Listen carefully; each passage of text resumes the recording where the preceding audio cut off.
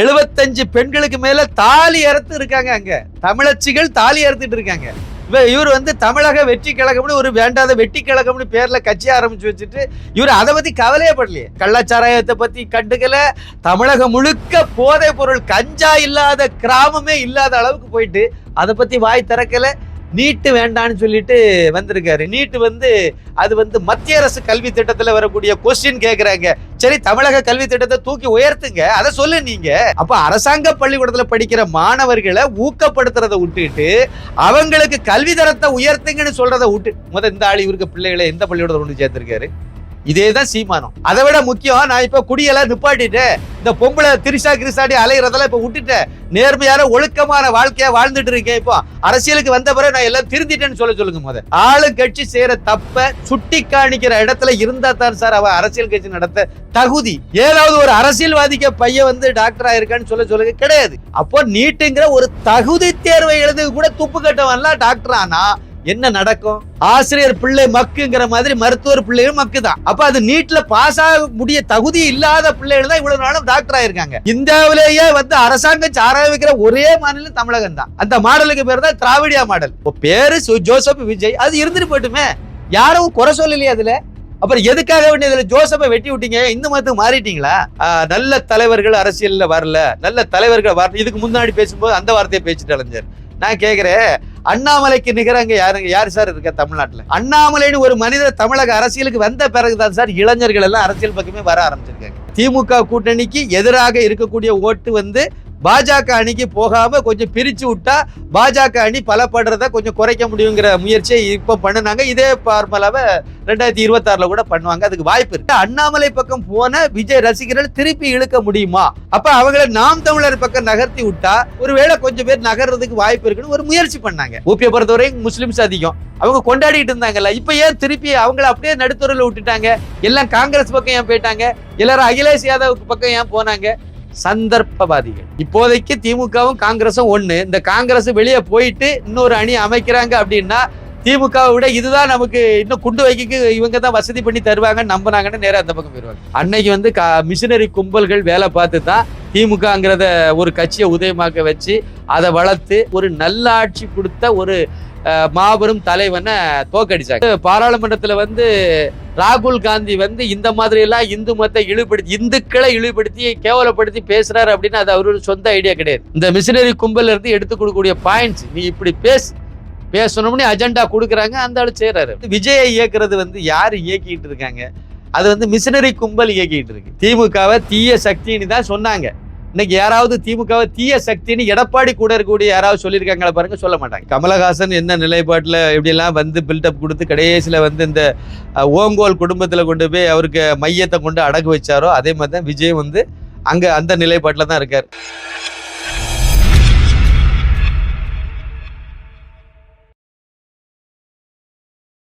India's #1 AI empowered institution, JKKN. Admissions open for engineering, pharmacy, allied health sciences, arts, nursing and dental. JKKN Institution, Kumarapalayam. Native news நேயர்களுக்கு வணக்கம். இன்று நம்மோடு இணைந்திருப்பவர் மூத்த பத்திரிகையாளர் மற்றும் அரசியல் திறனாய்வாளர் திரு சின்னப்பன் கணேசன் அவர்கள். வணக்கம் சார்.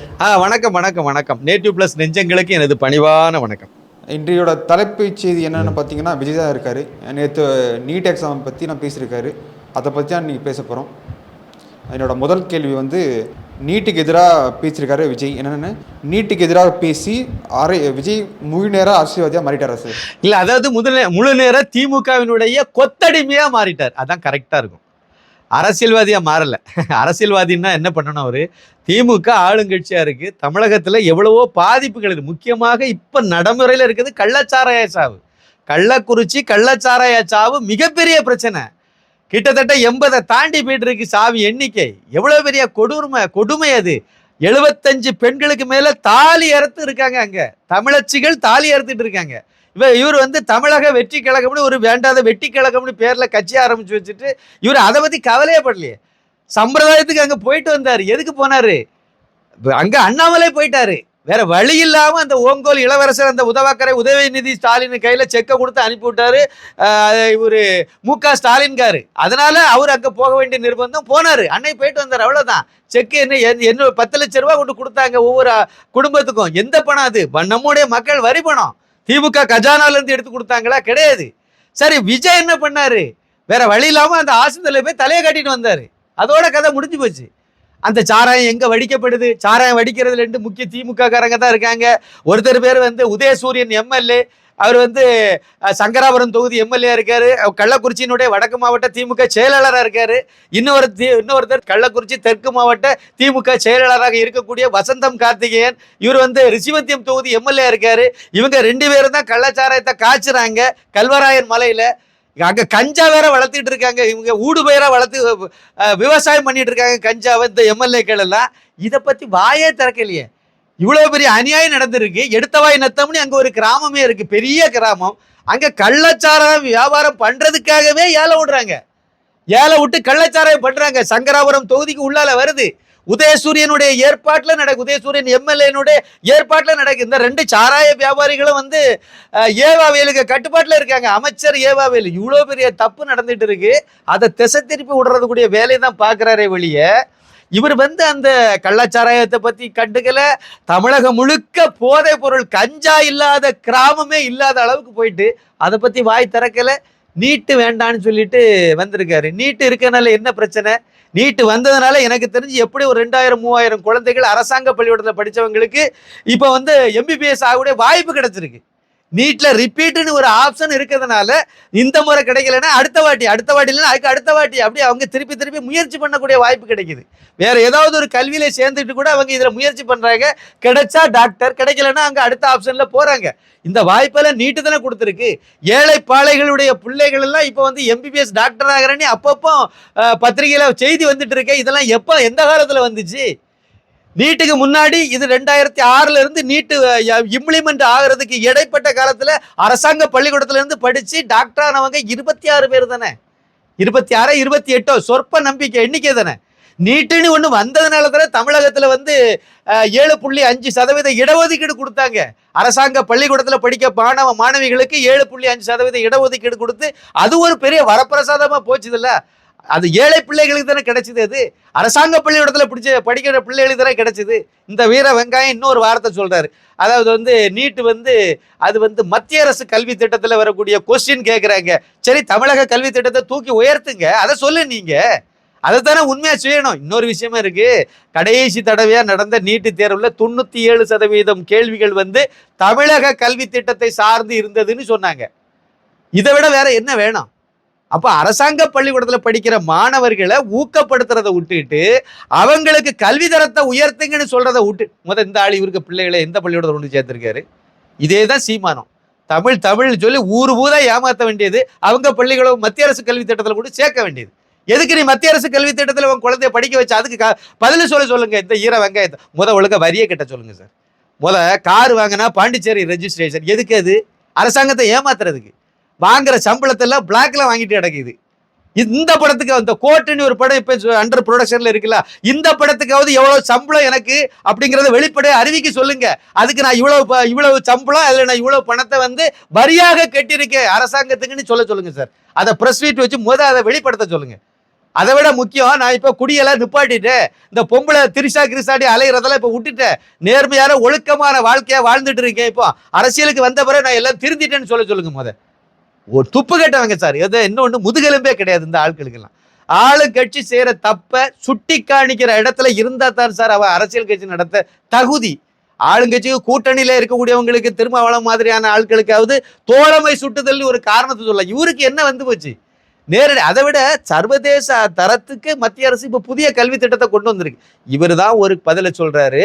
மாநில அரசு கல்வி திட்டத்துல படிக்கிற குழந்தைகள் தேசிய கல்வி திட்டத்தில் இருக்கக்கூடிய அடிப்படையில் வரக்கூடிய நீட் எக்ஸாம்ல எப்படி எழுதுங்கிறாரு.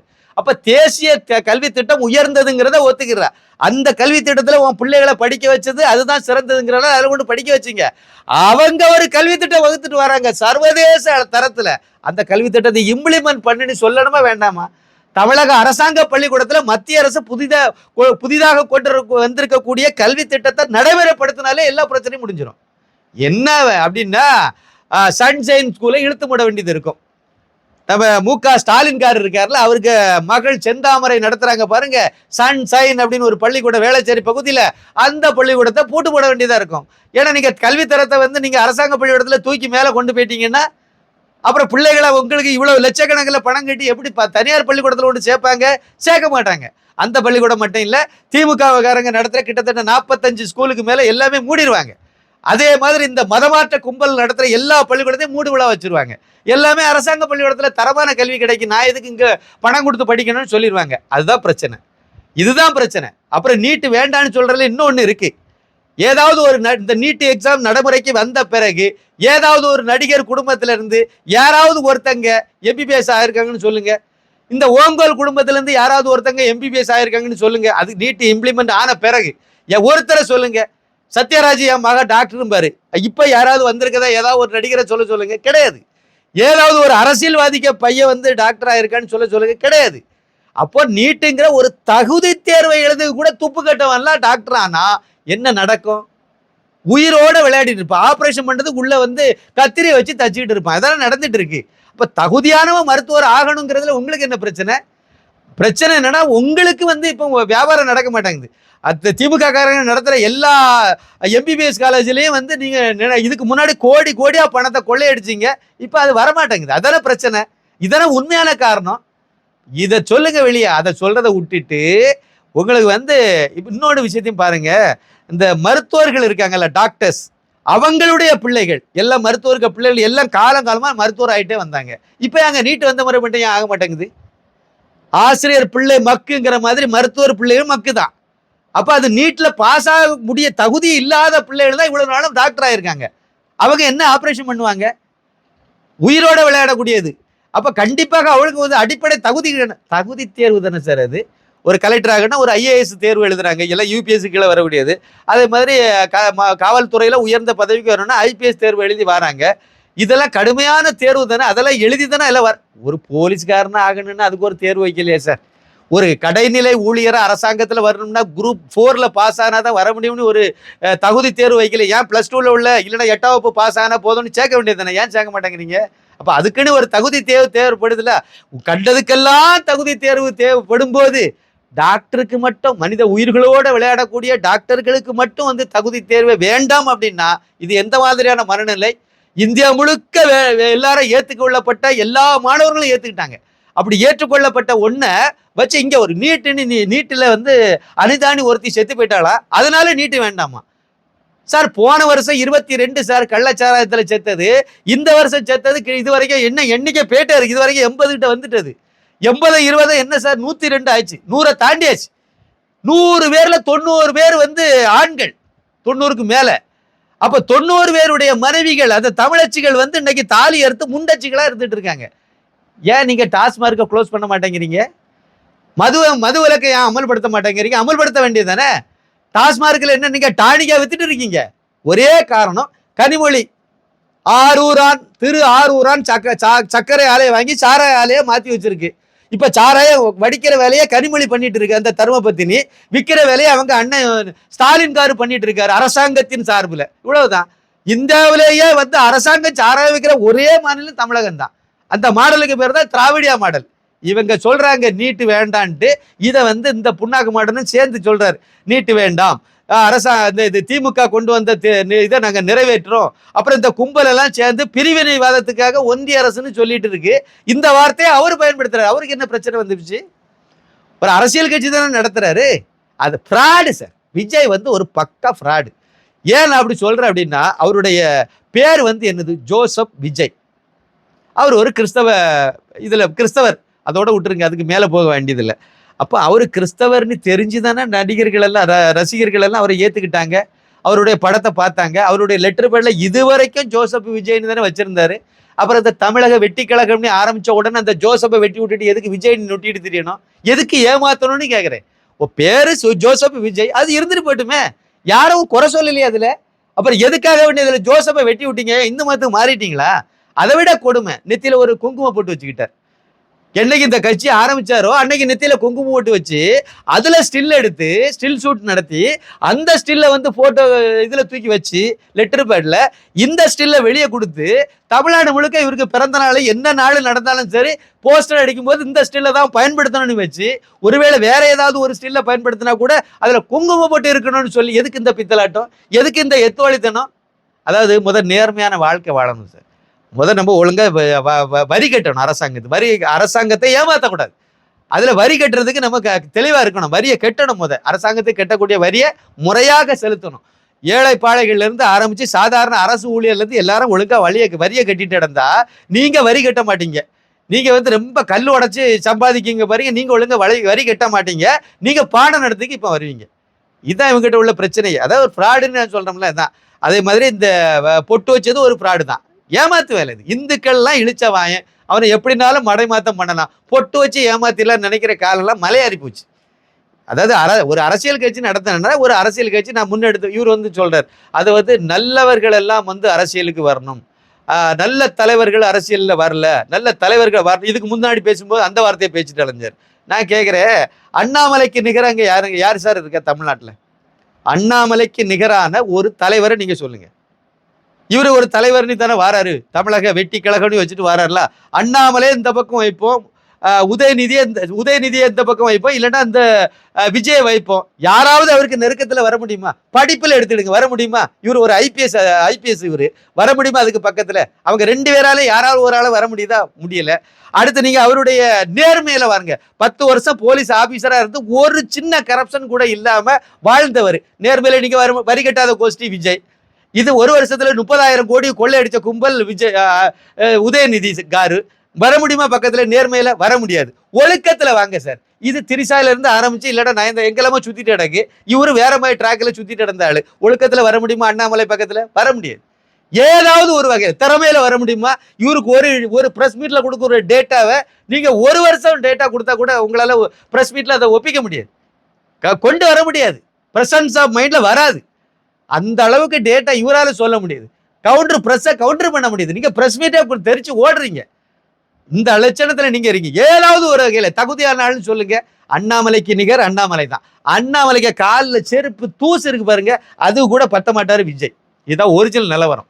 நீங்க எந்த அடிப்படையில் எடுத்தாலும் சரிதான். அண்ணாமலைன்னு ஒரு மனிதர் தமிழக அரசியலுக்கு வந்த பிறகுதான் சார் இளைஞர்கள் எல்லாம் அரசியல் பக்கமே வர ஆரம்பிச்சிருக்காங்க. அரசியலை பத்தி பெண்கள் பேச ஆரம்பிச்சதே அண்ணாமலை அரசியலுக்கு வந்த பிறகுதான்.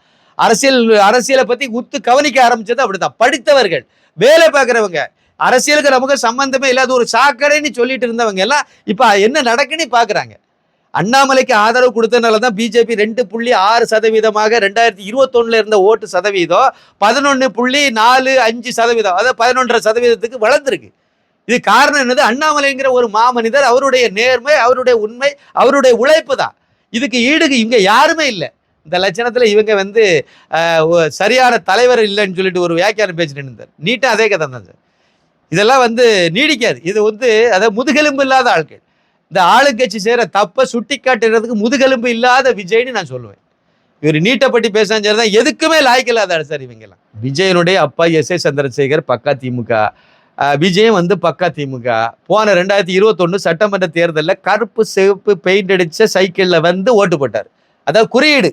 விஜய் ரசிகர்களுக்கு வந்து அவர் குறியீடு சொல்றாரு, என்னன்னா திமுகவுக்கு எல்லாரும் ஓட்டு போடுங்கன்னு சொல்லி காணிச்சாடு. ஏன்னா அவர் வந்து கார்ல வர்றதுக்கு, காருக்கு பெட்ரோல் வாங்கி ஊத்துறதுக்கு வசதி இல்லாத ஆளா, பிச்சை எடுத்துட்டு அடக்காரு அவரு. அப்ப சைக்கிளை கொண்டு வந்து பர்பஸா கருப்பு சிவப்பு பெயிண்ட் அடிச்ச சைக்கிளே வாங்கி வச்சு, இல்லைன்னா இப்போ சைக்கிளை வாங்கி அதில் பெயிண்ட் தடவி இது மாதிரி கருப்பு சிவப்பு கலரை கொண்டு வரணும். அதை வந்து கரெக்டாக சன் டிவியிலேருந்து கலைஞர் டிவிலேருந்து எல்லா டிவிலையும் அழகாக அதை வந்து சுட்டி காட்டிக்கிட்டாங்க. காணிச்சு அழகாக வந்து அன்னைக்கு ஓட்டு போட வச்சு 2021 திமுக வெற்றி பெறதுக்கு விஜயும் ஒரு காரணம். விஜய் மட்டுமே காரணம்னு நான் சொல்ல மாட்டேன், விஜயும் ஒரு காரணம். அந்த காரணத்தில் தான் அவர் அந்த திமுக தத்திக்கு புத்தி வெற்றி பெற ஆரம்பித்தது அந்த சூழ்நிலையில தான். அப்போ அன்னைக்கே திமுகவுக்கு தான் கொத்தடிமை வேலை பார்த்தாரு. இப்பவும் வந்து அதே வேலை தான். இப்போ பாருங்க 2024 பாராளுமன்ற தேர்தல் என்ன வேலை பார்த்தாரு? அன்னைக்கு அது ஆளுங்கட்சிக்கு ஸ்ட்ரைட்டா ஆதரவு கொடுத்தாரு. இப்போ வந்து அவங்க அன்னைக்கு வந்து எதிர்கட்சி, அதனால அதுக்கு நேரடி ஆதரவு கொடுத்தாரு. இன்னைக்கு அவங்க ஆளுங்கட்சி ஆயிட்டாங்க. உடனே இவருடைய ஸ்டைல் என்னமா மாறிச்சுது? திமுக கூட்டணிக்கு எதிரான ஓட்டை பிரிக்கணுங்கிறதுல கரெக்டா இறங்கினார். நேர எலெக்ஷனுக்கு 2 நாளைக்கு முன்னாடி கோட்ஸுங்கிற படத்துக்கு ஒரு ஒரு ஒரு போஸ்டர் வெளியிடுறங்கிற பேர்ல அதுல வந்து சீமானுடைய கட்சி சிம்பல் மைக்கை கொண்டு போய் நட்டு வச்சாங்க. எதுக்கு? அவரு வச்சிருக்க அந்த மைக்கு தான் உங்க படத்துல நீங்க பயன்படுத்திருக்கீங்களா? படம் வெளியே வந்த பிறகு தான் தெரியும் அந்த மைக்கு இருக்கா இல்லையாங்கிறது வேற கதை. இவர் தெரியாம ஒண்ணு வைக்கல. தேர்தலுக்கு 2 நாளைக்கு முந்தி வைக்கிறாருன்னா என்னது குறியீடு வச்சாரு. குறியீடு வச்சு சீமானுடைய, அதாவது சீமான் கட்சிக்கு தான் வந்து விஜய் ரசிகர்கள் எல்லாம் ஓட்டு போடணுங்கிறத உறுதிப்படுத்தினார். அதை குறியீடு மூலமாக உணர்த்தினார். ஓட்டும் போட்டாங்க. சீமானுக்கு ஒரு 4% ஓட்டு அளவுக்கு தான் தரைஞ்சு போய் கிடந்துச்சு. அதுல இந்த ரசிகர்கள் எல்லாம் சேர்ந்து ஓட்டு போட்டு ஒரு 8% அளவு கொண்டு வந்தாங்க. 8.1% இந்த பாராளுமன்றத்தில் ஓட்டு கிடைச்சது. அந்த ஓட்டு அழகா பிரிஞ்சதுனால பாஜகவுக்கு வரக்கூடிய கொஞ்சம் ஓட்டு அது பிரிஞ்சதுனால திமுகவுக்கு இன்னும் கொஞ்சம் வாய்ப்பை ஏற்படுத்தி கொடுத்துச்சு. அவ்வளவுதான். திமுகவினுடைய கொத்தடிமைன்னு சொல்லுவேன். அவ்வளவுதான். கோபாலபுரத்தின் கொத்தடிமை. இந்த ஓங்கோல் குடும்பத்துக்கு கொத்தடிமை சார். அதை தவிர இதில் சொல்ல வேண்டியதே கிடையாது. அவங்க என்ன அடுத்து என்ன அஜெண்டா கொடுக்குவாங்களோ அதை இவருக்கு வாயில சொல்லுவார். அவ்வளவுதான். மற்றபடி இவர் வந்து இவருக்கு சொந்த புத்தியும் கிடையாது, சொல் புத்தியும் கேட்கறது ஆளு கிடையாது. இது ஒரு சுயநலவாதி, திமுகவினுடைய கொத்தடிமை. அவங்க கொடுக்குற அஜெண்டாவுக்கு இவர் அந்த என்ன அஜெண்டா கொடுக்காங்க அதை செய்வார். அவ்வளவுதான்.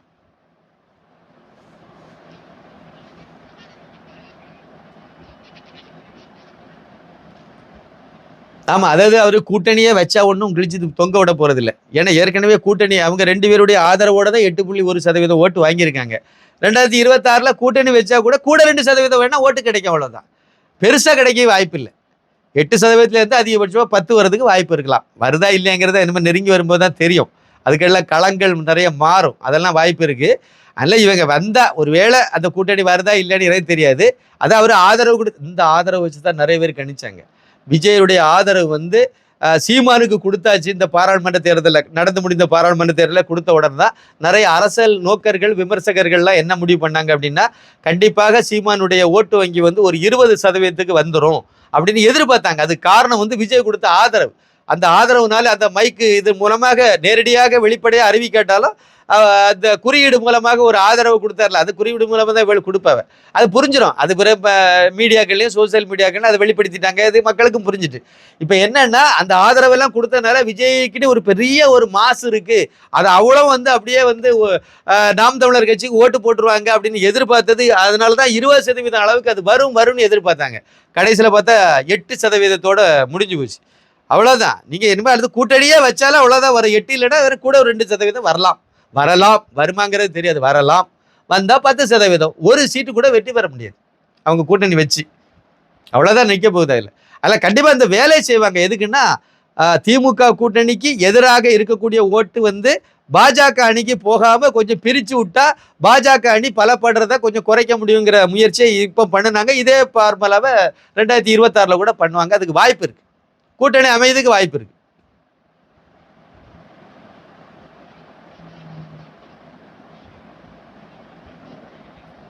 உதயநிதி விஜய்ங்கிறதுக்கு வாய்ப்பே கிடையாது.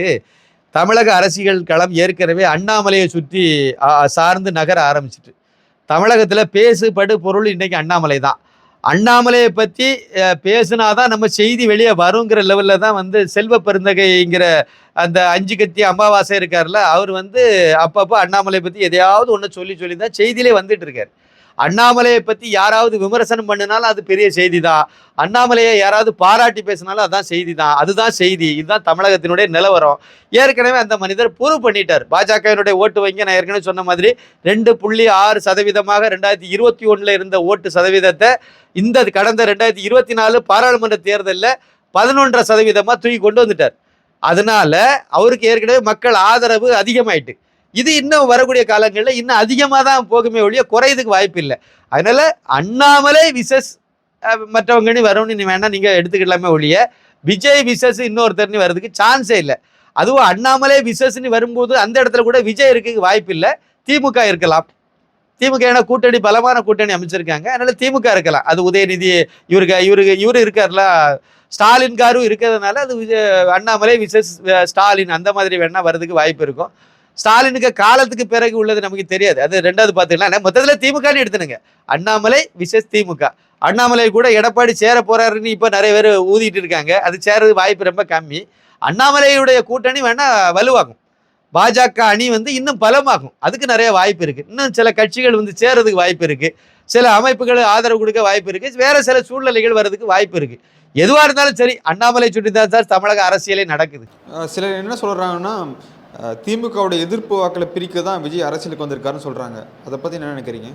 ஆமா, அதை தான் நான் சொன்னது தானே. திமுகவினுடைய எதிர்ப்பு ஓட்டை பிரிக்கிறதுக்கு தான் அவர் அரசியலுக்கு வந்து, இல்லைன்னா அவர் எதுக்கு 2024 பாராளுமன்ற தேர்தலுக்கு முன்னதாக கட்சியை அனௌன்ஸ் பண்ணணும், அறிவிக்கணும்? அதுக்கு என்ன தேவை வந்துச்சு? எங்களுடைய இலக்கு 2026 சட்டமன்ற தேர்தல் முடிஞ்ச பிறகு, பாராளுமன்ற தேர்தல் முடிஞ்ச பிறகு நீங்க கட்சியை அனௌன்ஸ் பண்ணி ஆரம்பிச்சு, அதுக்கு பிறகு நீங்க வந்து பின்னாடி எல்லா வேலையும் பார்த்துட்டு போலாமா, ஒன்றும் பிரச்சனை இல்லையே. ஆனா எதுக்கு 2024க்கு முன்னாடி, 24 பாராளுமன்ற தேர்தலுக்கு முன்னாடியே அவர் ஒரு அரசியல் கட்சியை தமிழக வெற்றி கழகம்னு சொல்லி ஆரம்பிச்சாரு அப்படின்னா, விஜய் ரசிகர்கள்ல நிறைய பேர் இளைஞர்கள் வந்து பாஜக அண்ணாமலை பக்கம் போயிட்டாங்க. சீமானுக்கு கூடால ஏற்கனவே இருந்தாலும் நிறைய இளைஞர்களும் அண்ணாமலை பக்கம் போயிட்டாங்க.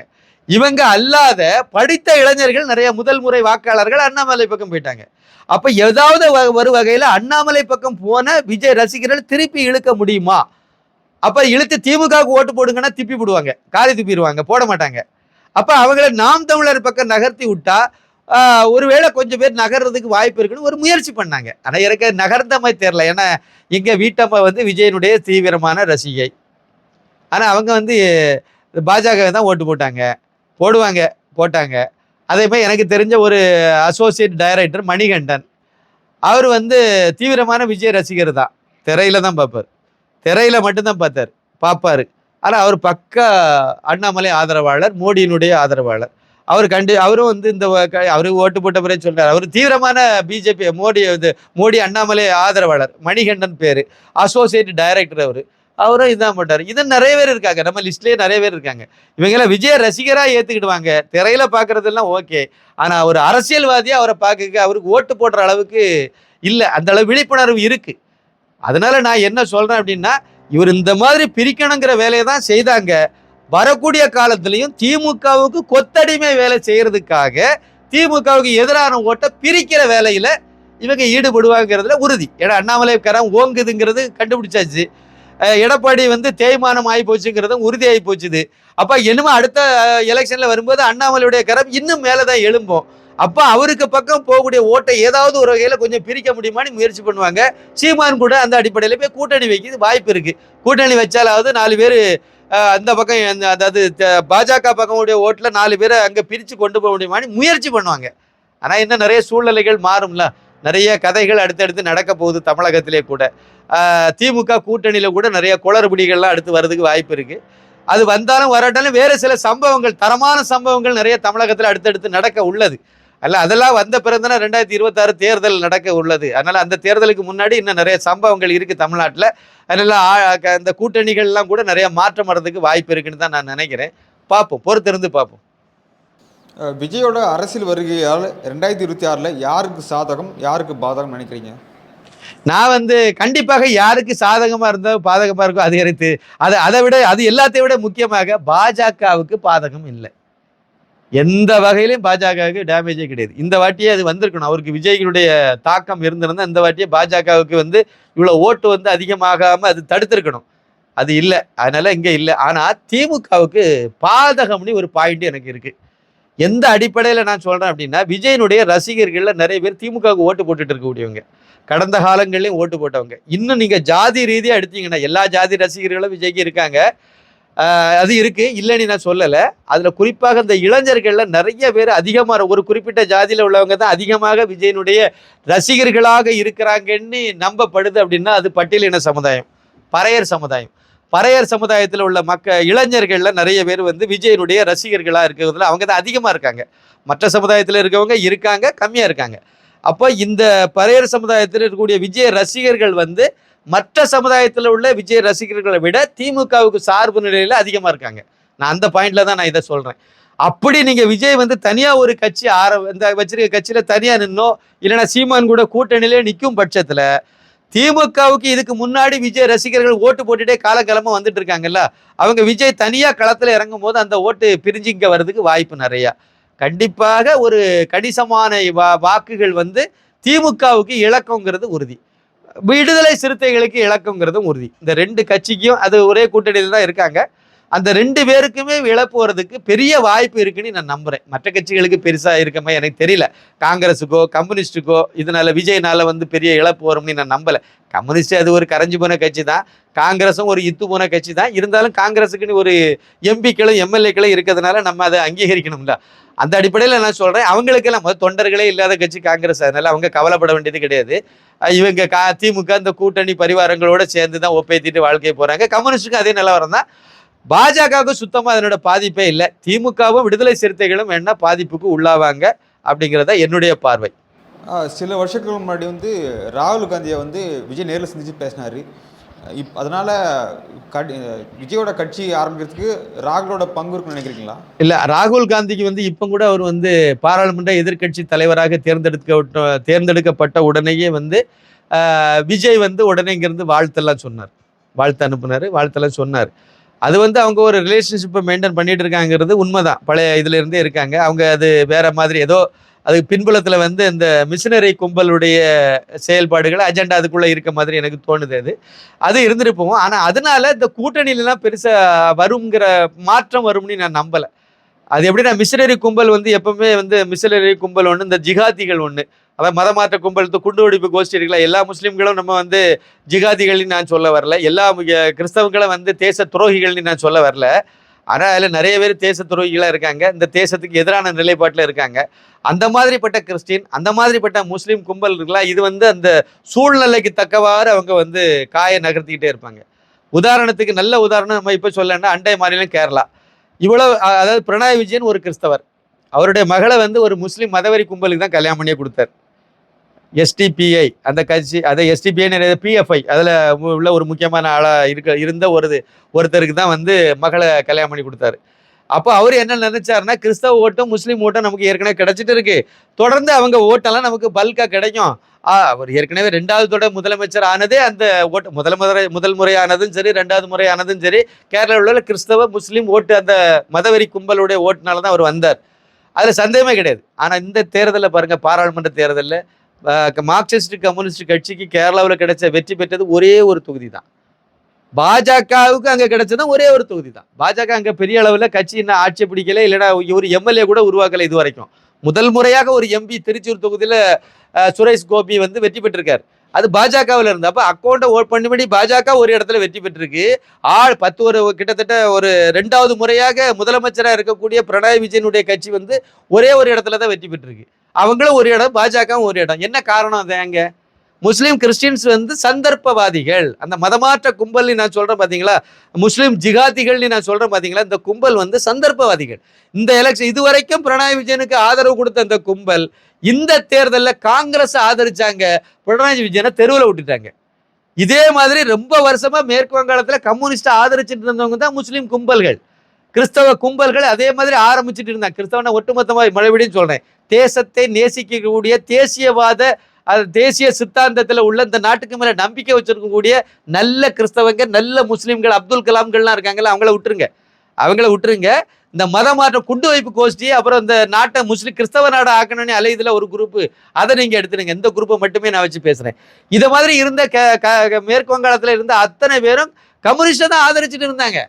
என்னைக்கு மம்தா பானர்ஜின்னு ஒண்ணு மேல வந்தாங்களோ அன்னைக்கு அந்த கம்யூனிஸ்ட் நடுத்துறையில் விட்டுட்டு மம்தா பானர்ஜி பின்னாடி போயிட்டாங்க. அவ்வளவுதான்.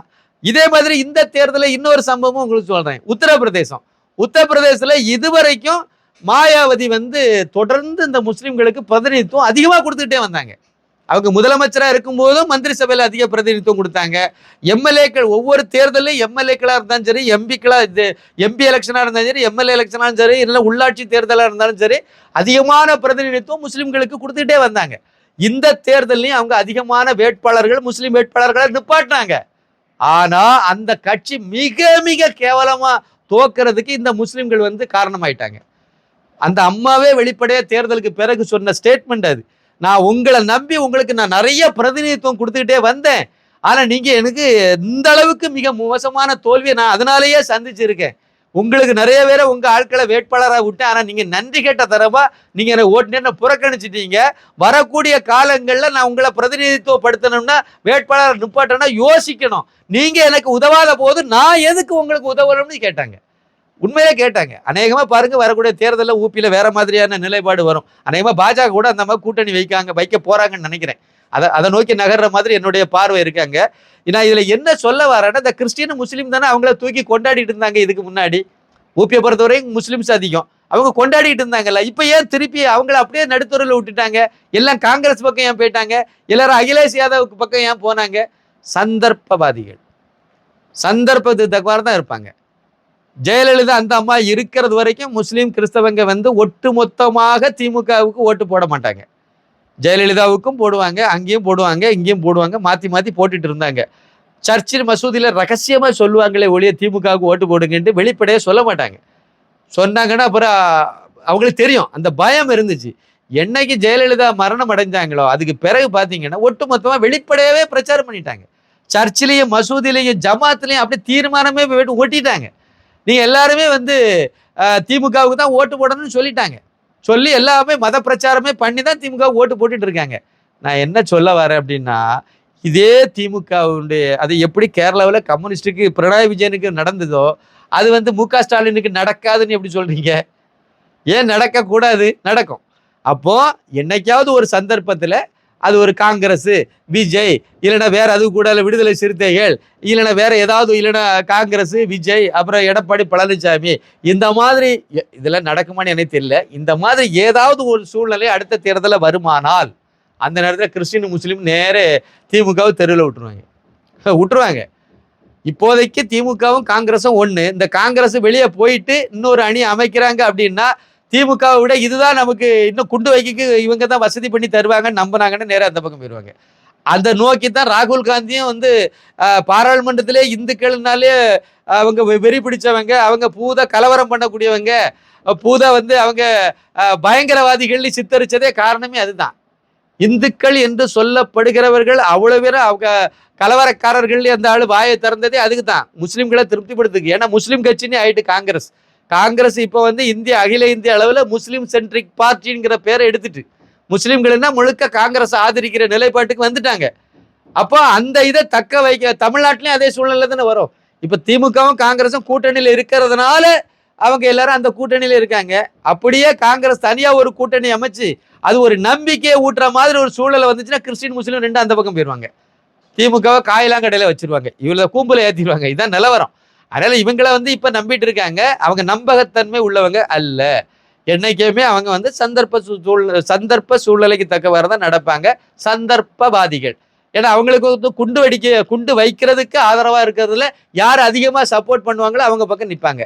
அப்புறம் யாருக்கு வெற்றி வாய்ப்பு இருக்கு? நான் ஒன்று சொல்கிறேன் சார்.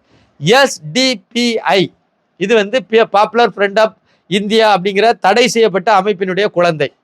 அதிலிருந்து உருவாக்கின ஒரு கட்சி தான் SPPI.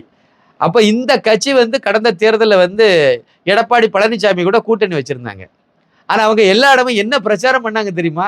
ஒரு முஸ்லீம் கூட இந்த கூட்டணிக்கு ஓட்டு போடல. பிரச்சாரமே இப்போ பண்ணாங்க, திமுகவுக்கு ஓட்டு போடுங்கன்ட்டு. வாணியாம்பாடியில் பண்ணாங்க சார். பிஜேபி இது, அதாவது நீங்கள் வந்து அதிமுக வேட்பாளருக்கு ஓட்டு போடாதுங்க, நீங்கள் திமுகவுக்கு போடுங்கன்னு சொன்னாங்க. கோயம்புத்தூரில் பிரச்சாரம் பண்ணாங்க. நீங்கள் வந்து அதிமுக கூட்டணியில் இருக்கார். அவரை எடப்பாடிட்டு இருந்து பல கோடிகளை வாங்கிட்டு இவங்களும் நாங்கள் உங்கள் கூட்டணியில் இருக்கோன்னு காட்டிக்கிட்டாங்க. கோடிகளை வாங்கினாங்க. ஆனால் வந்து எடப்பாடியை தெருக்கோடியில் விட்டுட்டாங்க. கோயம்புத்தூரில் அதே மாதிரி பிரச்சாரம் பண்ணாங்க. எல்லா இடமும் பண்ணாங்க சார். எங்கெங்கெல்லாம் SDPI முஸ்லீம்கள் வந்து மத்தியில் SDPIங்கிற கட்சி இருக்குதோ அவங்க அந்த கூட்டணியிலே இருந்தால் கூட திமுகவுக்கு ஓட்டு போடுங்கன்னு தான் சொன்னாங்க. திமுக காங்கிரஸ் இந்த களவாணி கூட்டணிக்கு ஓட்டு போடுங்கன்னு சொல்லி தமிழகம் முழுக்க SDPI இது இப்படி தான் பிரச்சாரம் பண்ணி கூட்டணியில் இருந்துக்கிட்டு இவங்களை நீங்கள் எப்படி நம்புவீங்க? இந்த மதவெறி கும்பல் இதை தான் செய்யும். அதனால சூழ்நிலை மாறும்னு எதிர்பார்க்குறாரு. அப்படி ஒரு சூழ்நிலை வரும்போது அதுக்கு தக்கவாறு காய நகர்த்தணும் தானே. அதுக்காக வேண்டி ராகுல் காந்தி வந்து இந்த இவரு கூட ஒரு நல்ல ரிலேஷன்ஷிப்பை மெயின்டைன் பண்ணிட்டு இருக்கார். யார்? விஜய் கூட. சூழ்நிலை அப்படி மாறாதுன்னுலாம் ஒன்றும் கிடையாது. அப்படி மாறும் பட்சத்தில் அந்த பக்கம் போயிடுவாங்க. அதுவுடைய இதை அவங்க வச்சுருக்காங்க. இதுக்கெல்லாம் பின்புலமாக தான் நான் ஏற்கனவே சொன்ன மாதிரி இந்த மதவாத கும்பல்கள் இருக்குது பார்த்தீங்களா, அந்த மிஷினரி கும்பல்கள், அதுக்கு பிறகு இந்த குண்டு வைப்பு கோஷ்டிகள் இருக்குல்ல, அந்த மத ஜிகாத்திகள், இவங்க எல்லாம் வந்து அதுக்கு பின்புலமாக இயங்கிக்கிட்டு இருக்காங்க. வாக்கு வங்கியை பற்றி தான் அடுத்த கேள்வி கேட்கலாம்னு நினச்சேன். என்னோட கேள்வி என்னென்னா, விஜய் அரசியல் வந்ததுனால திமுகவோட கிறிஸ்தவ வாக்கு வங்கி வந்து பாதிப்பு ஏற்படுமா? இல்லை, அது வந்து நான் இப்போ சொன்னேன் பார்த்தீங்களா, இதே கதை தான். கிறிஸ்தவங்களும் முஸ்லீம்களும் ஒரே இதில் தான் நிற்கிறாங்க. அவங்க சந்தர்ப்பவாதிகள்.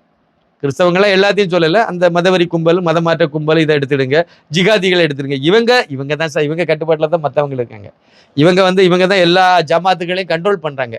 ஜமாத்தில் இவங்க தான் தீர்மானம் போட்டு நிறைவேற்ற வைக்கிறாங்க, மிரட்டுறாங்க. இவங்க சொல்கிறபடி தான் பெரும்பாலும் இளைஞர்களை வந்து ஈர்க்கிற மாதிரி இவங்க சொல்கிறாங்க, நம்புகிற மாதிரி இவங்க சொல்கிறாங்க. அவங்கள மூளை செலவு பண்ணி தவறான வழிக்கு திருப்பிட்டு போயிறாங்க. இல்லைன்னா எதுக்கு சார் பயங்கரவாதிகள் அமைப்புகளுக்கெல்லாம் இவங்க எப்படி ஒத்துக்கிட்டு இதுக்கு அதில் போய் சேர போகிறாங்க? இங்கே உள்ள முஸ்லீம் இளைஞர்கள் ஏன் போகிறாங்க? அப்படின்னா மூளை செலவு பண்ணுறாங்க. இப்போ என்னென்னா அந்த கும்பல் முடிவு பண்ணுது நம்ம வந்து யாருக்கு ஆதரவு பண்ணணும். இப்போ விஜய் வந்து இப்போ வாரார்ல, அரசியலுக்கு வந்தாச்சுல்ல, அது என்ன சில ஆண்டுகள், ஒரு ஆண்டு 6 மாதம் 1 வருஷத்தில் அது புஷ்வாடமாகி போச்சுன்னு வச்சுருங்களா.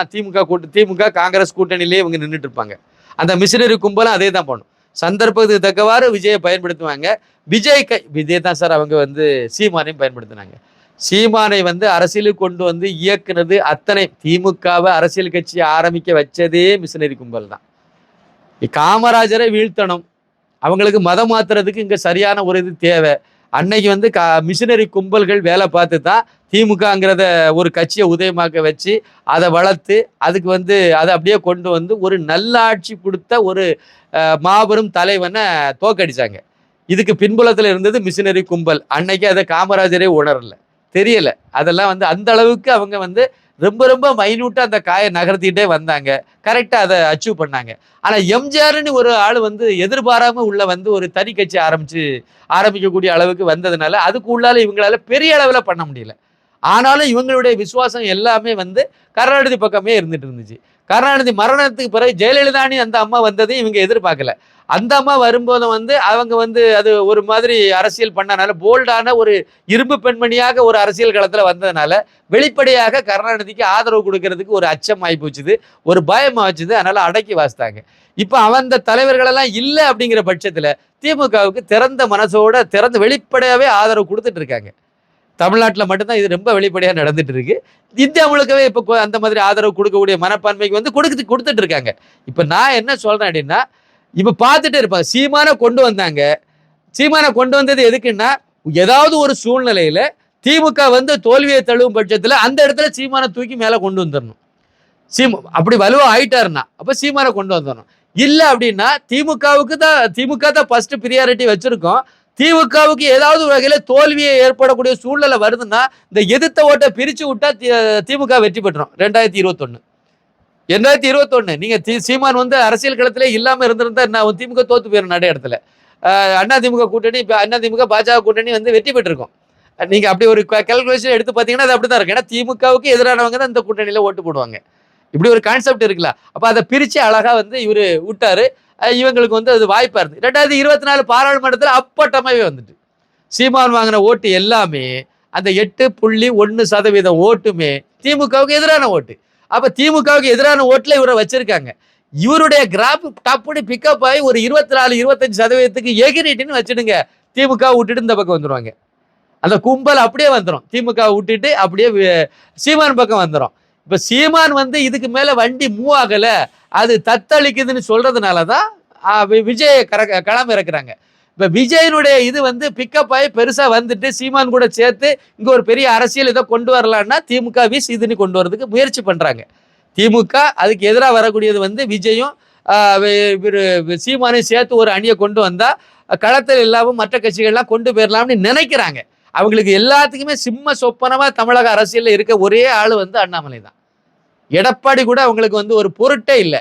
ஆனா வந்து அண்ணாமலை ஒரு பெரிய விகரசா நிற்கிறார். இளைஞர்களையும் இருக்கிறாரு. எல்லா மட்டத்திலையும் அவர் செல்வாக்கு பெற்றவராக வர்றாரு. ஒரு நேர்மை இருக்கு, உண்மை இருக்கு, உழைப்பு இருக்கு, ஒழுக்கம் இருக்கு, திறமை இருக்கு, எல்லாமே அவர்கிட்ட இருக்கு. அப்ப இப்படி ஒருத்தர் வந்து தமிழகத்துல முதலமைச்சர் ஆனாதான் காமராஜர் ஆட்சியை மறுபடியும் இங்க கொண்டு வர முடியுங்கிறது அவருக்கு எல்லாத்துக்கும் நல்ல நம்பிக்கை ஊட்டுறாங்க. நம்பிக்கை கிடைச்சி போச்சுது. அந்த நம்பிக்கையை எப்படி கெடுக்க முடியுங்கிறதுல இவங்க அதுக்கு தான் விஜய் கொண்டு களத்துல இறங்கி. ஏன்னா அண்ணாமலை வர்றது வரைக்கும் இவர் எங்க போனாரு விஜய்? வந்திருக்க வேண்டியது தானே, ஏன் வரல? போன சட்டமன்ற தேர்தலே அரசியலுக்கு வந்திருக்கலாம். யார் உங்களை தடுத்தா? ஜெயலலிதா இருக்கிற வரைக்கும் முடியலைன்னு வச்சுடுங்க, அது பிறகு வந்திருக்கலாமே. அப்படி இல்லை. இங்க வந்து திமுகவுக்கு வந்து ஆட்சிக்கு வாய்ப்பு இருக்கு, அதுக்கு முன்னுரிமை கொடுக்கணும், கொடுத்தாச்சு. இப்போ வந்து திமுகவுக்கு வந்து சரிவு காலம் வருது, அப்போ அதுக்கு ஏதாவது ஒன்று பண்ணணும். அது அப்படி ஒரு சூழ்நிலையை தான் இவங்க உருவாக்குறாங்க. சீமான முதல்ல ஒரு பெரிய ஆளாக கொண்டு வரணும்னு நினைச்சாங்க, நடக்காம போச்சு. ஒரு அளவுக்கு மேலே அது செல்ஃப் எடுக்கல வேண்டி. ஏன்னா வந்து விஜய களத்தில் இறக்கியிருக்காங்க. விஜயனாலையும் பெருசா ஒன்றும் வராது. அப்ப 2 பேரையும் சேர்த்து வச்சு ஏதாவது ஒண்ணு பண்ணலாமான்னு பார்ப்பாங்க. 2 பேரும் சேர்த்து எதிரணி ஓட்டை பிரிச்சு திமுகவை ஆட்சியில வைக்கக்கூடிய வேலையை 2026ல பார்ப்பாங்க. 26ல என்ன சூழ்நிலை மாறுதுங்கிறத பொறுத்து வேற வழி இல்லை. காங்கிரஸ் வெளியே வந்து இன்னும் இந்த 1-2 கட்சிகளை வெளியே வந்து அப்படியே இந்த விஜய் கூட சேர்த்து ஒரு கட்சியை ஒரு கூட்டணி அமைச்சு வேற மாதிரி ஒரு சூழ்நிலை இங்க மாத்தி பழையபடி இந்த மதமாற்ற கும்பல் இந்த ஜிகாத்தி கும்பலுக்கு வந்து பிரச்சனை இல்லாம போகும் அப்படின்னா அந்த ஆப்ஷனுக்கு போயிடுவாங்க. திமுகவை தெருவும் திண்ணையமா ஆக்கி விட்டுருவாங்க. தெருவும் திண்ணையமா ஆயிடுவாங்க திமுக. என்னைக்குமே இவங்களுடைய சவகாசம் இப்படிதான் சார் இருக்கு. அதான் நான் கேரளாவை சொன்னேன், மேற்கு வங்காளத்தை சொன்னேன், நீ காஷ்மீர்ல இருந்து கன்னியாகுமரி வரைக்கும் எடுங்க, இதே இந்த சூழ்நிலை அப்படியே தான் இருக்கும். அவங்க நம்பகத்தன்மையான ஆட்களே கிடையாது, இந்த ஜிகாத்தி கும்பலும் கிடையாது. ஆனா இந்துக்கள் மத்தியில ஒரு விழிப்புணர்வு உருவாயிட்டே இருக்கு. இவ்வளவு நாள் வந்து ஒரு விஷயத்த பாருங்க, முஸ்லிம்கள் எல்லா இடமும் பிரச்சாரம் பண்றது என்ன பண்றாங்க, பாஜக இந்து மத கட்சி, இந்துக்களுக்கான கட்சின்னு சொல்லி அவன் பிரச்சாரம் பண்றான்.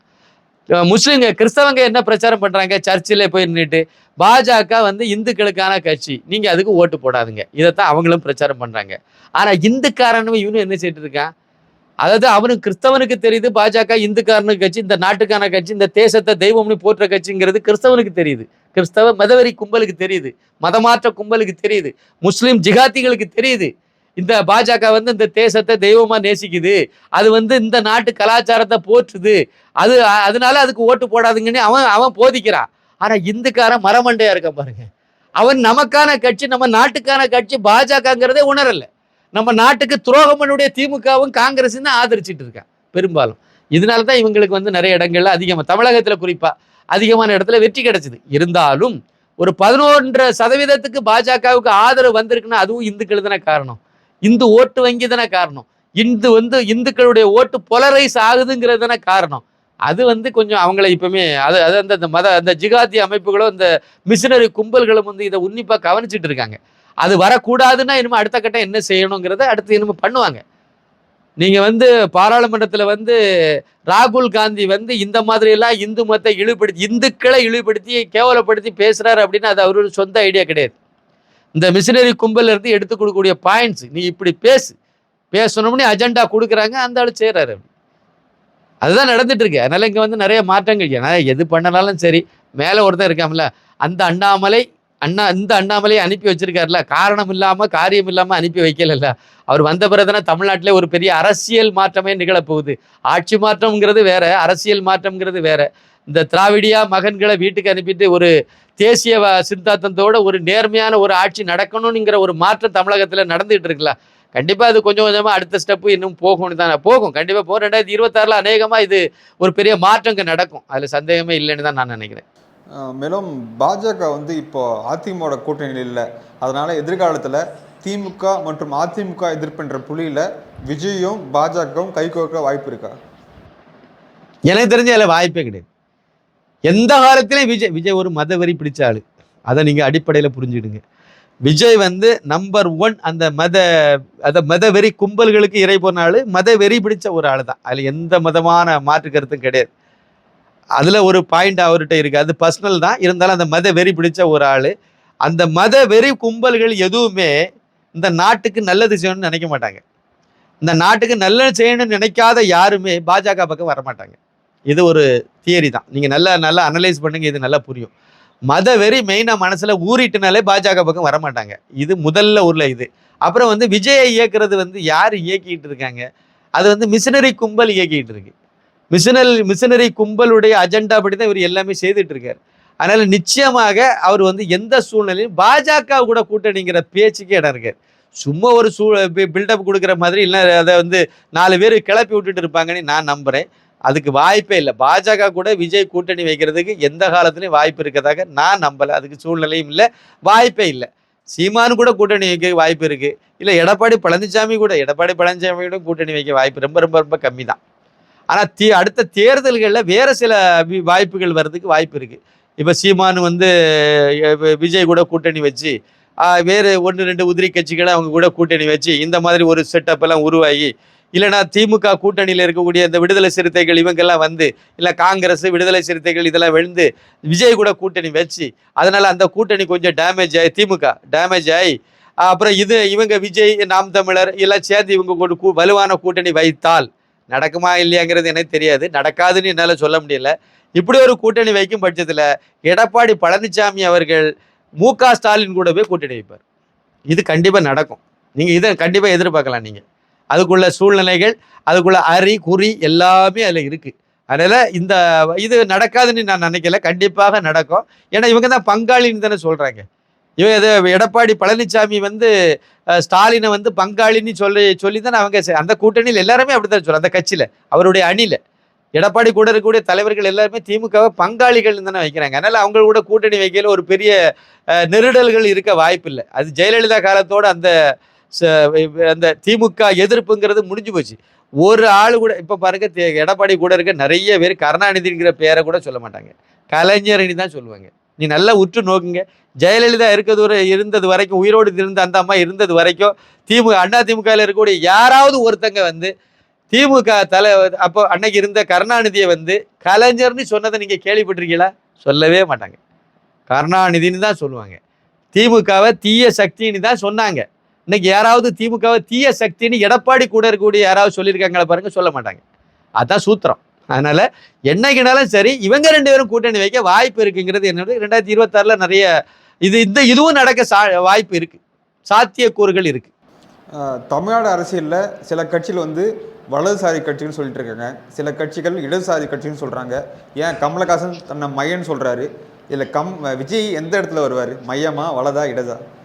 இல்லை, கமலஹாசனும் சரி விஜயும் சரி. கமலஹாசன் என்ன நிலைப்பாட்டில் இப்படிலாம் பில்டப் கொடுத்து கடைசியில் இந்த ஓங்கோல் குடும்பத்தில் கொண்டு போய் அவருக்கு மையத்தை கொண்டு அடகு வச்சாரோ, அதே மாதிரி தான் விஜய் அங்கே அந்த நிலைப்பாட்டில் தான் இருக்கார். அதனால் இவங்க எல்லாம் மையமும் கிடையாது, வலதும் கிடையாது, இடதும் கிடையாது.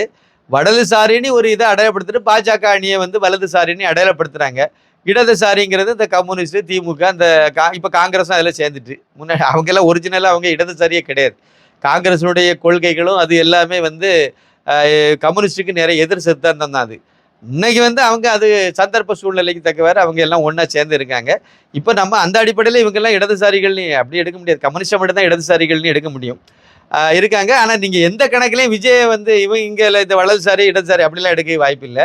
இது திமுக அதை கோபாலபுரத்துக்கு கொத்தடிமை வேலை பார்க்குற ஆட்கள் தான், அந்த ஓங்கோல் குடும்பத்துக்கு விசுவாசமான ஆட்கள் தான். இவங்க நேரில் நின்னாலும் அவங்க தனியாக கட்சி. இப்போ கமலஹாசன் இதுக்கு முன்னாடி என்ன பாதையில் போனார் அதை நீங்கள் கரெக்டாக வைக்கலாம். மையம்னு சொன்னார், 2க்கும் பொதுவாடு சொன்னார். கொண்டு அடகு வச்சாரா இல்லையா? திமுக கட்சியில் கூட இவருடைய கட்சியை கொண்டு அடகு வச்சுட்டாரா இல்லையா? இதே தான் விஜயம். நாங்கள் தனின்னு சொல்லுவார், நாங்கள் புதுசாக வந்திருக்கோன்னு சொல்லுவார், நாங்கள் பெரிய நாங்கள் மாற்றத்தை கொண்டு வருவோம்னு சொல்லுவார், எல்லாம் சொல்லுவார். கடைசியாக திமுகவில் போய் அடகு வச்சுருவார், வாக்காளர்களை திமுகவுக்கு வித்துருவார். இவ்வளோதான் நடக்க போகுது.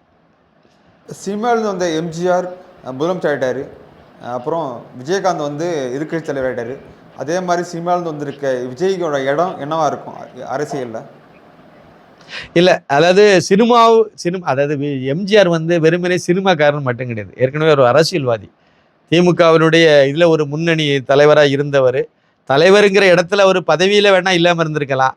அண்ணாதுரை ஆட்சியை பிடிக்கிறது, திமுக 1967 ஆட்சி பிடிக்கிறதுக்கு முன்னாடி அவங்களுடைய ஒவ்வொரு கூட்டங்களையும் நீங்கள் பார்த்தீங்க அப்படின்னா ஆட்களை சேர்க்கறதுக்கு, கூட்டத்துக்கு எம்ஜிஆர் தான் தேவைப்பட்டார். அதாவது ஒரு மேடையில் ஒரு நடைமுறை என்ன இருந்துச்சு, ஒரு மரபு என்ன இருந்துச்சு அப்படின்னா, இன்னைக்கு வரைக்கும் அதை எல்லாருமே ஃபாலோ பண்ணுவாங்க. சிறப்பு விருந்தினர் கடைசியில் பேசுவார். அவர் தான் சிறப்பு விருந்தினர் பேசிட்டார்னா அவர் சிறப்பு பேச்சாளர், அவர் தான் சீஃப் கெஸ்ட். யார் இருக்காங்களோ அவங்க கடைசியாக பேசுவாங்க. அதுக்கு பிறகு நன்றி உரை, அவ்வளோதான் இருக்கும். இந்த நன்றி நவிழல் ஆரம்பிக்கும் போதே அடுத்து இவர் நன்றி உரை ஆற்றுவார்னு சொல்லும் போதே கூட்டம் கலைய ஆரம்பிச்சிடும். இதுதான் பொதுவாக அரசியல் கூட்டத்துகள் இப்படித்தான் நடந்துச்சு. ஆனால் எம்ஜிஆர் 4 வார்த்தை பேசினாலும் சரி, எம்ஜிஆர் பேசி முடிஞ்ச உடனே கிளம்பி எல்லாரும் போயிடுவாங்க. அதுக்கு பிறகு சிறப்புரை ஆற்றுறதுக்கு அண்ணாதுரை எழுந்திருக்கும் போது கூட்டமே இருக்காது, கூட்டமே இல்லை. அதனால கூட்டத்தை ஈர்க்கிறதுக்கு எம்ஜிஆர், பேசுறதுக்கு அண்ணாதுரைன்னு அன்னைக்கு ஒரு ஸ்டைலை உருவாக்கி, அண்ணாதுரை பேசின பிறகுதான் எம்ஜிஆரே பேசுவார். எம்ஜிஆரை பேச விட்டாங்க. ஏன்னா இவரு பேசி முடிச்சாச்சுன்னா அப்புறம் கூட்டம் காலியாயிரும், ஆளே இருக்காது. எம்ஜிஆர் பேசி முடிஞ்சாச்சுன்னா அதோட கிளம்பி போயிடுவாங்க. அவரு 4 வார்த்தை பேசினாலும் அந்த 4 வார்த்தைக்காக எம்ஜிஆருக்காகத்தான் வந்தாங்க. அவர் அப்படி அந்த மாதிரி எம்ஜிஆருடைய பேச்சை கேட்குதான் திமுகனுடைய அரசியல் கட்சி கூட்டத்துக்கே அவங்க வந்தாங்க. அப்பவே அவர் ஒரு அரசியல்வாதியாக தான் இருந்தார். அவர் நடிகராக இருந்தாலும் அரசியல்வாதி ஆயிட்டார். அதனால எம்ஜிஆரை வந்து அவர் ஒரு நடிகர் திடீர்னு ஒரு நாள் முளைச்சி அரசியலுக்கு வந்தார் அப்படின்னு எடுக்க முடியாது. ஏற்கனவே அரசியலில் இருந்தார், அதனால அவர் அப்படியே அரசியலில் கண்டினியூ பண்ணார் அப்படி நம்ம எடுத்துக்கலாம். நடிகராகவும் இருந்தது, ப்ளஸ் அவருக்கு அமைஞ்சது பெண்கள் மத்தியில் நிறைய ஓட்டுகளை அது கொண்டு வரதுக்கு அது வர வாய்ப்பு அமைஞ்சு. திமுக ஆட்சியை அமைப்பதற்கே எம்ஜிஆருடைய உழைப்பு கடுமையானது, அது ஒரு பெரிய பங்களிப்பு உண்டு. அதனால தான் அவர் தனி கட்சி ஆரம்பிக்கும் போது அந்த மக்கள் அந்த பக்கம் திரும்பி போயிட்டாங்க. அவர் சாகிறது வரைக்கும் கருணாநிதியால் திருப்பி வந்து தலையெடுக்கவே முடியாமல் போச்சுதில்ல, அந்த அளவுக்கு இருந்தது. அதனால அவருக்கு அரசியல்வாதியாகவும் எம்ஜிஆர் இருந்தாருங்கிறத நம்ம அதை ஏற்றுக்கிடணும். 2வது பாயிண்ட், ஜெயலலிதா அவங்களும் ஒரு நடிகை தான், அரசியலில் இருந்தால் வந்தாலும் எம்ஜிஆர் கூடவே வந்துட்டாங்க. எம்ஜிஆர் கூடவே இருந்து எம்ஜிஆரையே வளர்த்து என்னுடைய வாரிசு ஜெயலலிதாங்கிற மாதிரி அவர் மக்கள் மன்றத்தில் கொண்டு சேர்த்துட்டார். மக்களும் ஏற்றுக்கிட்டாங்க. அதனால அந்த அம்மா வந்து அது அவங்களுக்கும் அது ஒரு வாய்ப்பாக அமைஞ்சுது. விஜயகாந்த் வந்து தனியாக நின்னார். எம்ஜிஆரை விட விஜயகாந்த் வந்து தனியாக அரசியலில் இருந்து வந்தார். இது சினிமா துறையிலேருந்து நேரே வந்து அரசியலுக்கு வருவேன்னு சொல்லி வந்து களம் ஆடினார். திமுக அதிமுகவுக்கு எதிராக அழுத்தமாக நின்னார். அது குறிப்பாக அவருடைய துணிச்சல் மக்களுக்கு பிடிச்சது. இந்த 2க்கும் மாற்றாக ஒரு மனிதர்னு எதிர்பார்த்தாங்க. கட்சி பேரில் வந்து இவரும் ஒரு கழகம்னு கொண்டு போனாலும் அதை தாண்டி இவரை வந்து ஒரு வித்தியாசமாக பார்த்தாங்க. இந்த 2 இதுக்கு திமுக அதிமுகவுக்கு மாற்றாக பார்த்தாங்க. ஆனால் அவர் செய்த தப்புன்னு நான் பார்க்குறது என்ன அப்படின்னா, ஒரு 2011 அவர் தனியாக நின்றுருந்தா பெரும்பாலும் ஆட்சியை பிடிக்கக்கூடிய அளவுக்கு அவருக்கு ஒரு வாய்ப்பு கிடைச்சிருக்கும். இல்லைன்னா குறைந்தபட்சம் அவருக்கு 70-80 எம்எல்ஏக்களாவது கிடைச்சிருப்பாங்க. ஆட்சியை பிடிக்காட்டா கூட அதிகமான எம்எல்ஏங்கிற இடத்துலயாவது வந்திருக்க வாய்ப்பு இருந்திருக்கும். இதை அவருக்கு அந்த இடத்துல கோட்டை விட்டார். இதை கரெக்டாக கணிச்சு இதை வந்து பயன்படுத்தினாலும் ஜெயலலிதா கிளீனாக அவங்க ஒரு கூட்டணியை போட்டாங்க, ஆட்சியை அவங்க பிடிச்சிட்டாங்க. முடிஞ்சு போச்சா? 2011 அவங்க ஆட்சியை பிடிச்சது விஜயகாந்தனுடைய இதை வச்சு தான் அவங்களால ஆட்சியை பிடிக்க முடிஞ்சது. இது ஒரு முக்கியமான விஷயம். அந்த இடத்துல அவர் கூட்டணி வச்சதுனாலே அவர் சரிவும் ஆரம்பிச்சிட்டு, கூட்டணி வச்சது ஓட்டு கிடைச்சது எம்ஜிஆர், அதாவது விஜயகாந்தனால ஜெயலலிதா அன்னைக்கு இருந்த அதிமுகவுக்கு வந்து ஓட்டு கிடைச்சது. அவங்க ஆட்சியை பிடிச்சாங்க. கருணாநிதி தான் ஆட்சியை பிடிக்க போறாருன்னு நினைச்சிட்டு இருக்கும்போது அதை காலி பண்ணிட்டு வந்தாங்க. அதெல்லாம் உண்மைதான். அது அந்த இதில் வந்து இந்த ஆட்சியை பிடிக்கிறதுக்கு விஜயகாந்த் உதவி புரிந்தார்.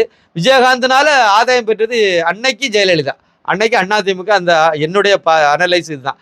அதில் ஆட்சியை பிடிச்சாங்க. நான் பார்க்கும்போது எனக்கு இது கரெக்டாக தான் படுது. அன்னைக்கு மட்டும் அவர் தனியாக நின்றுருந்தாருன்னா பெரும்பாலும் ஆட்சியை பிடிக்கிறதுக்கு ஒரு வாய்ப்பு கிடைச்சிருக்கலாம். இல்லை குறைந்தபட்சம் அதிகமான எண்ணிக்கையில் உள்ள ஒரு கட்சியாக அதிகமான எம்எல்ஏக்களை கொண்ட கட்சிங்கிற அடிப்படையில் கூட அவர் வந்திருக்க வாய்ப்பு இருக்கும். அப்போ ஏதாவது ஒரு கூட்டணி மந்திரி சபை அந்த மாதிரி வந்திருக்கும். இல்லைன்னா வெளியே இருந்து நான் ஆதரிக்கிறேன்னு ஜெயலலிதாவோ கருணாநிதியோ சொல்கிறதுக்கு ஒரு சூழ்நிலை வந்திருக்கும். இதெல்லாம் நடந்திருக்கும். ஆனால் அந்த வாய்ப்பை இவர் சரியாக பயன்படுத்தாததுனால இவங்களும் போய் அதே மாதிரி 2 கட்சியில் ஒன்று கூட கூட்டணின்னு ஒன்று இறங்குனதுனால அன்னைக்கு சரியாக ஆரம்பிச்சது பாருங்கள். அந்த 2011 சட்டமன்ற தேர்தல் முடிவுலெல்லாம் வரும்போது சட்டசபையில் எதிர்கட்சி தலைவரே வந்து எதிர்கட்சியே வந்து தேமுதிக தான், எதிர்கட்சி தலைவரே விஜயகாந்த் தான். திமுகங்கிற ஆண்ட கட்சி, ஆளுங்கட்சியாக அது வரைக்கும் இருந்த கட்சி எதிர்கட்சி வரிசையில் கூட எதிர்கட்சியாக கூட இல்லாமல் போச்சுதில்ல, எதிர்கட்சி அந்தஸ்தை இழந்து போச்சுதில்ல. அந்த அளவுக்கு விஜயகாந்த் கட்சியை விட கேவலமாக கீழே இறங்கிட்டலாம். எல்லா இடமும் நின்னாங்கல்லண்ணா, நின்று போட்டிக்கிட்டாங்கல்ல, மிகப்பெரிய பணபலத்தை செலவு பண்ணாங்களே, இதெல்லாம் வரலாறு தானே. அப்போ அதில் வந்து நான் பார்க்கக்கூடியது விஜயகாந்தை வந்து ஒரு தனித்துவமாக பார்த்தோம். ஆனால் அவரை மக்கள் ஏற்றுக்கிட்டாங்க.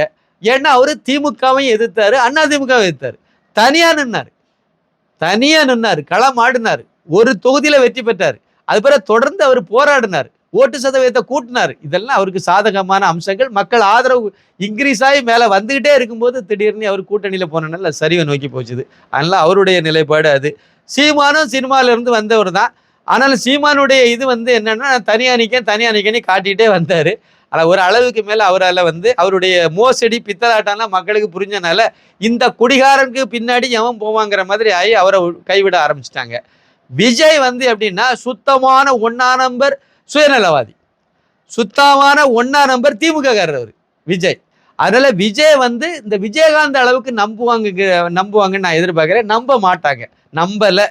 மக்கள் வந்து நம்பலை. படித்த மக்களோ படிக்காத மக்களோ யாராக இருந்தாலும் நம்பலை. அவர் ரசிகர்களை மட்டுமே நம்பி களத்தில் இறங்குறார். விஜயகாந்துக்கு வந்து பொது ஜனங்கள் ஓட்டு கிடைச்சிது, பொதுமக்கள் நம்பினாங்க, நடுநிலையாளர்கள் நம்பினாங்க, எந்த கட்சியும் ஆதரிக்காதவங்க நம்பினாங்க, தமிழகத்தில் ஒரு மாற்றம் வரணும்னு நினைச்சவங்க நம்பினாங்க. இன்னைக்கு வந்து அண்ணாமலைக்கு மேலே அந்த நம்பிக்கை வந்திருக்கு. அண்ணாமலையினால தமிழகத்தில் ஒரு பெரிய அரசியல் மாற்றம் வரும்னு நம்புறாங்க. மீண்டும் காமராஜர் ஆட்சி கொண்டு வரதுக்கு அண்ணாமலை ஒரு தரால தான் முடியும் அப்படிங்கிறத நம்புறாங்க. இந்த நம்பிக்கை வந்து விஜய்க்கு மேல வரல இப்பவும் வரல, இனிமேலையும் வராது. சீமானுக்கு மேல வரல, 0. கொஞ்சம் இருந்ததும் போயிட்டு சீமானை பொறுத்த வரைக்கும். விஜயை பொறுத்த வரைக்கும் விஜய்க்கு வந்து இப்பவே நம்பிக்கை இல்லை. அப்படி நம்பிக்கை இருந்தா விஜய் வந்து குறியீடு மூலமா உணர்த்துனதுல வந்து சீமானுக்கு வந்து 8% தானே ஓட்டு கிடைச்சது. அது ஒரு 25-20% மேல போகும்னு எல்லாரும் எதிர்பார்த்தாங்களே, வரவே இல்லையே. அவ்வளவுதான் அவருடைய கெப்பாசிட்டி. அதனால இவர் பண்றதுல என்னன்னா, அந்த வழக்கம் போல சொல்லுவாங்கல்ல, இந்த விசில் அடிச்சான் குஞ்சுகள் கொஞ்சம் பின்னாடி கிடந்து எதையோ ஒண்ணு பண்ற மாதிரி ஒரு சின்ன சலசலப்பை ஏற்படுத்த முடியும். எலெக்ஷன்ல இவங்க எல்லாம் நிற்கும் போது பெரிய அளவுல ஓட்டு கிடைக்கும்னு நம்ம சொல்ல முடியாது. தனியா நின்னாருன்னா 10% இல்லை 5% ஓட்டு வாங்குறதே பெரிய சேலஞ்சா தான் இருக்கும்.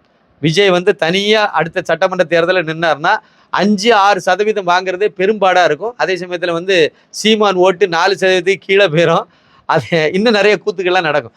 அதனால இவங்க வந்து என்ன பொறுத்த வரைக்கும் எம்ஜிஆர் கூட வந்து விஜய் ஒப்பிடுறதுக்கு அந்த இது இல்லை. விஜயகாந்த் அளவுக்கு கூட அவரை ஒப்பிட முடியாது. விஜய் வந்து அவங்களுக்கெல்லாம் கீழே தான். சீமான் ரேஞ்சுக்கு தான் விஜயை வந்து ஒப்பிட முடியும். சீமான் அளவுக்கு இவருக்கு ஏதோ கொஞ்சம் கிடைக்கும்னு எடுத்துட்டு பார்க்கலாம். அது திரும்பி அதோட இவர் கடையை சாத்திட்டு போயிடுவார். 2026 தேர்தலில் இவர் கூட்டணியோ தனியாவோ ஏதோ ஒன்று நிற்பார். நின்றுட்டு திமுகவுக்கு தான் ஏதோ ஒரு வகையில் மறைமுகமாக ஒரு வேலையை பார்ப்பார்.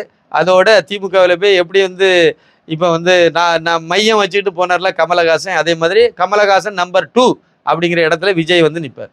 எங்களோட இணைந்து பல்வேறு கேள்விகளுக்கு பதிலளித்தமைக்கு நன்றி. மிக்க நன்றி, வணக்கம். India's #1 AI empowered institution, JKKN. Admissions open for engineering, pharmacy, allied health sciences, arts, nursing and dental. JKKN Institution, Kumarapalayam.